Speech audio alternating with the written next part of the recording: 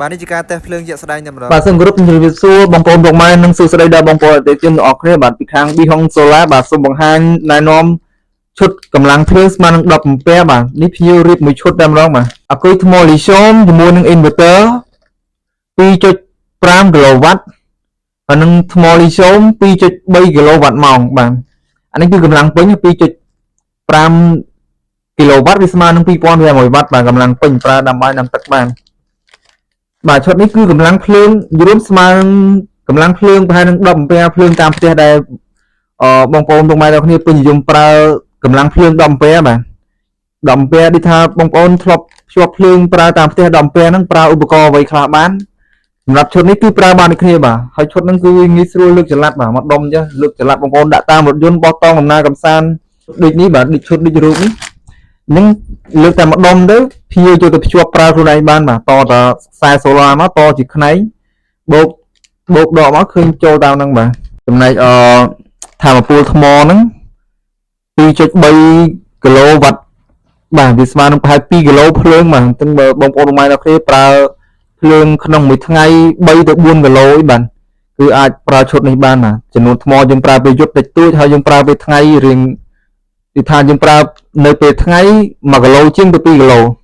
ហើយពេលយប់ប្រហែលជា2 គីឡូអញ្ចឹងវាអាចប្រើបានในឈុតនេះបាទអញ្ចឹងសរុបទៅក្នុងមួយខែវាខ្ទង់100 គីឡូភ្លើងបាទយើងប្រើចំណេញបាទក្នុងមួយខែបើផ្ទះបងប្អូនប្រើខ្ទង់ប្រហែលជា100 គីឡូអញ្ចឹងយកឈុតនេះទៅគឺប្រើបានហើយបាទអញ្ចឹងដាក់ស្លឹកផ្ទាំង720 វ៉ាត់គុណនឹង2ស្លឹកបាទភ្ញៀវគាត់យកទៅប្រើនេះអញ្ចឹងមួយឈុតបាទជាប់ឲ្យរួចស្រេច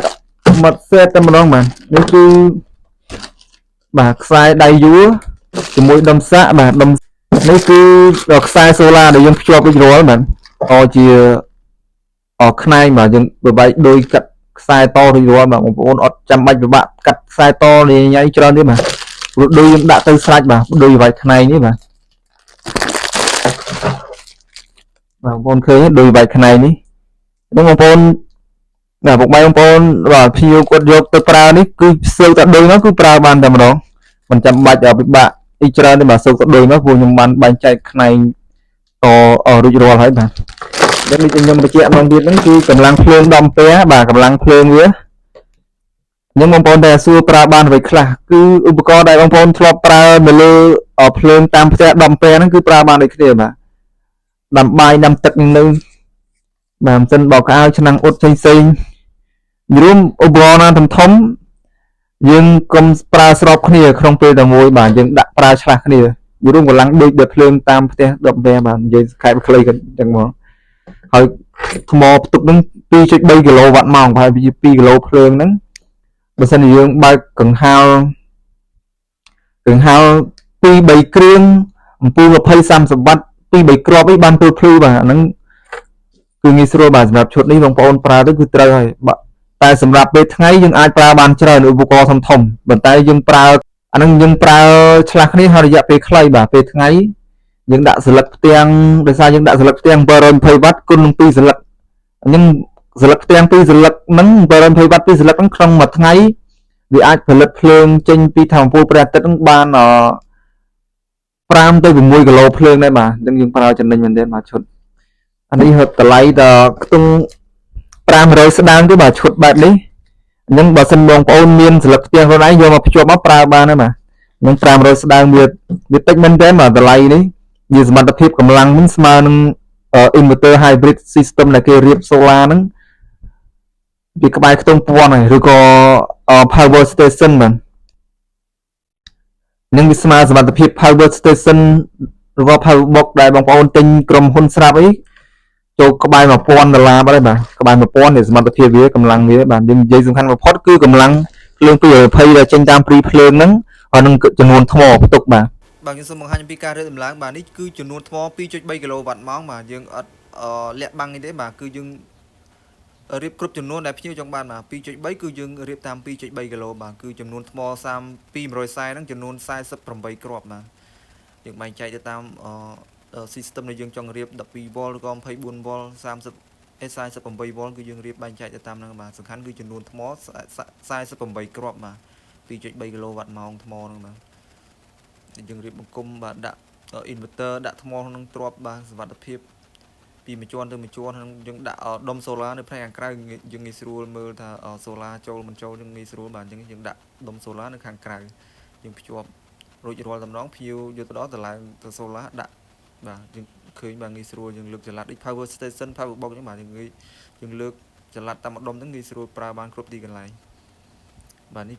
ភ្ញៀវខាងស្រុកពួកសៀមរាបអញ្ចឹងទីតាំងដែលមាន COD គឺយើងដាក់ឲ្យបានបាទពីបានទៅដល់ទទួលលុយបង្គ្រប់បានជាមួយខាងវិរៈបន្ថែមអញ្ចឹងទៅបាទហើយគឺយើង switch បាទបាន switch កាច់ RTS switch ចូលទៅកាន់ភ្លើង inverter ដែលយើងប្រើចេញហ្នឹងបាទដុំហ្នឹងផ្ទុកភ្លើងចេញផ្ទាល់បាទឃើញ113វ៉ាត់ 0.7 អាំពែហ្នឹងគឺខ្ញុំភ្ជាប់បណ្ដាញភ្លើងទៅនៅក្នុងផ្ទះរបស់ខ្ញុំតែម្ដងមកជាន់ដែលខ្ញុំកំពុងនៅក្នុងជាន់ក្រោមទៀតដែលកំពុងបើកកង្ហារបាទដំណើរការនេះឥឡូវខ្ញុំដាក់ម៉ាស៊ីនត្រជាក់មួយខ្ញុំតេស្តភ្លើងស្អែកមើលតែម្ដងបាទម៉ាស៊ីនត្រជាក់ Panasonic មួយសេសកម្លាំងមួយសេសនេះបាទដែលខ្ញុំធ្លាប់ប្រើភ្លើង